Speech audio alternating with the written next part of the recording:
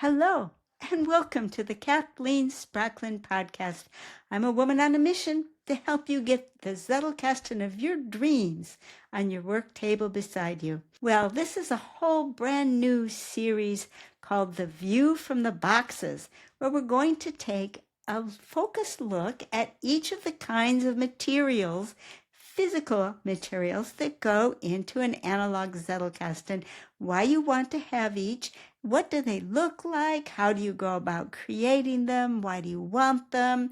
What all might you be able to do with them? Just about every question that you might want to ask about all of the different types of boxes and cards and collections that go into a Zettelkasten. We're starting off with the bib box, and the question that we're going to ponder is a pretty simple one tonight. Why on earth do you want a bib box?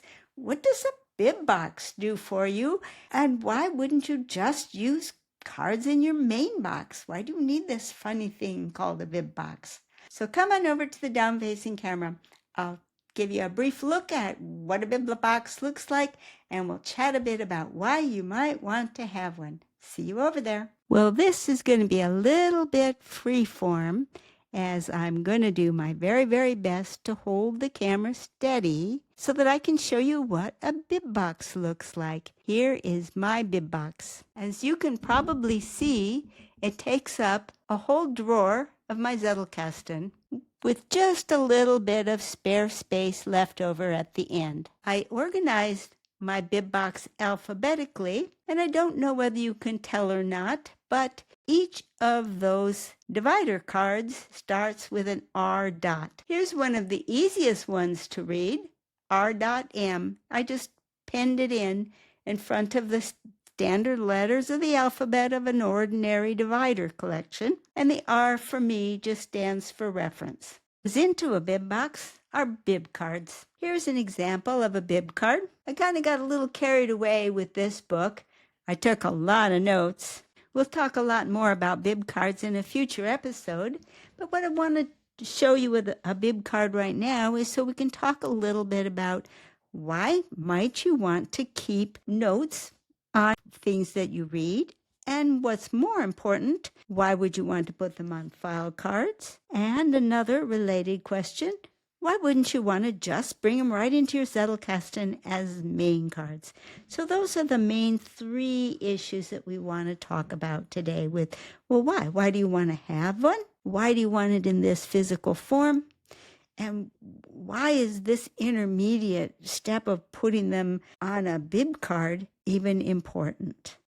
Well, before I supply you with my reasons why I want to have separate bib cards and why I want to keep them on file cards, I'd like to invite you to pause the video and think a little bit about bib cards yourself. Do you take notes when you read? Do you keep the notes? Where do you keep the notes? How easy is it for you to find your notes again when you want to refer to them?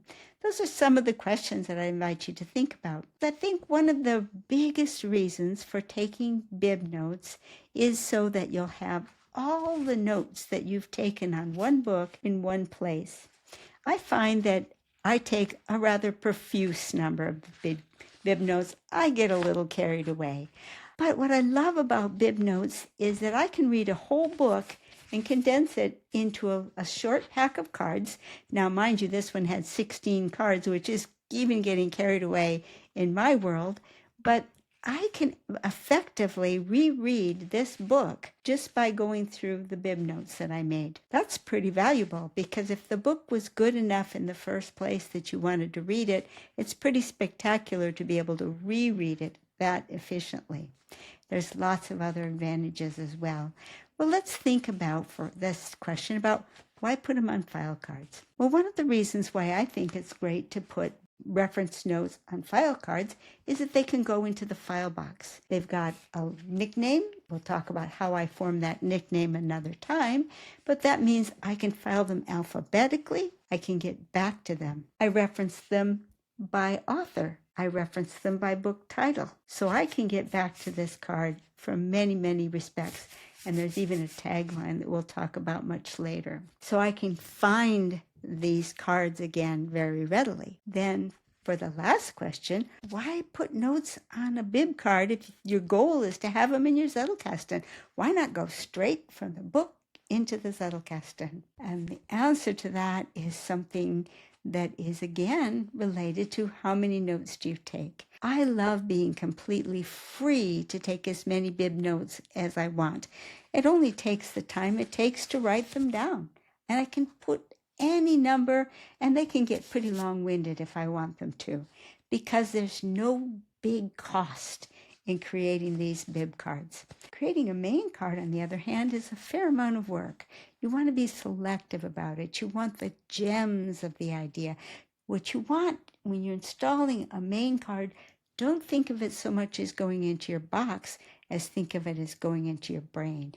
What do you really want to have floating around in your brain that you want to be able to work with, to use, to compute with, to think with? That's what goes into your main card. So you're going to want to be very selective in what goes in your main box. And so here you have the best of both worlds. Complete freedom when you take the notes on bib cards, and complete selectivity when they go into main cards. Best of both. There's yet another good reason for this, and that is that your main notes, you want to be able to scatter to the winds. You want ideas to interact with other relevant ideas that are similar to them and relate to them, but from other sources, so that all of this information can interact and combine and do the wonderful things that your brain can do with it when it has information from many different sources. Well, if you take too many notes directly to main cards, then your book notes are going to stack up all close together, and you're just going to hear one author's voice at a time. The simple rule of thumb that I use when it's time to decide about bib cards, if it's got to stay together, it ought to be on a bib card. If it can fly to the winds, it ought to be on a main card. So that's just step one. Why would you want to make bib notes? Why would you want to have a bib box? Put it in the comments and share the conversation. Or maybe you'd like to come on over to LiLLiPub.org and we'll talk about it over there.